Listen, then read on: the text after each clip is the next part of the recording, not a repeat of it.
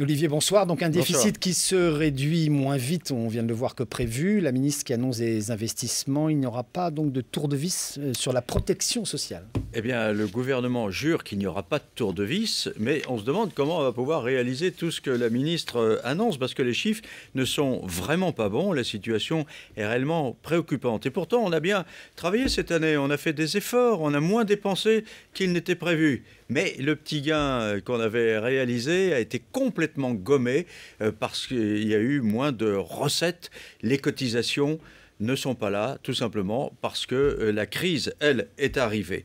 Alors, pour compenser tout ça, eh bien, des mesures récentes sont survenues qui ne compensent rien du tout, d'ailleurs, puisqu'au contraire, elles aggravent la situation, comme le relèvement du SMIC, qui relève le niveau d'exonération de charges sociales, ou encore la décision annoncée hier de la suppression de la cotisation de 30 € qui était imposée aux étrangers en situation irrégulière pour qu'ils puissent bénéficier des soins gratuits. Alors face à un dossier de ce type, les gouvernements sont toujours confrontés à cette équation, moins de remboursement, plus de cotisations. Est-ce que ça veut dire que le gouvernement finalement a choisi la solution plus de cotisations ?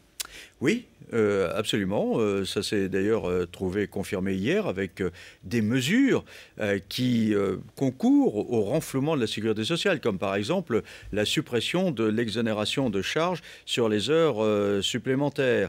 Alors, on constate quand même que la TVA sociale disparaît.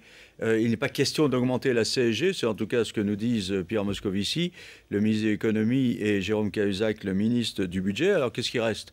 Il reste une taxation encore supplémentaire du capital, et puis peut-être l'instauration d'une taxe carbone qui avait été un peu évoquée par François Hollande durant la campagne présidentielle. Alors, autre élément qu'il faut noter quand même ce soir, Olivier, c'est qu'évidemment le gouvernement a décidé de limiter finalement les dépenses, puisque pour l'assurance maladie, par exemple, il n'est prévu qu'une hausse de 2,7%, ce qui constitue un vrai coup de frein. Oui, mais qui va être difficile à tenir, parce qu'on l'a entendu tout à l'heure, Marisol Touraine, la nouvelle ministre, qui dit on va faire des investissements, notamment dans l'hôpital public. Alors, c'est un objectif louable en soi, évidemment, que l'hôpital public garantisse mieux les soins à tout le monde. Simplement, c'est déjà le principal poste de dépense de l'assurance maladie. Eh bien, on peut constater que finalement, pour la sécurité sociale, comme pour les dépenses de l'État, eh bien, le gouvernement refuse de suivre la Cour des comptes qui, dans son rapport, en début de semaine, disait qu'il fallait donner la priorité aux économies et poursuivre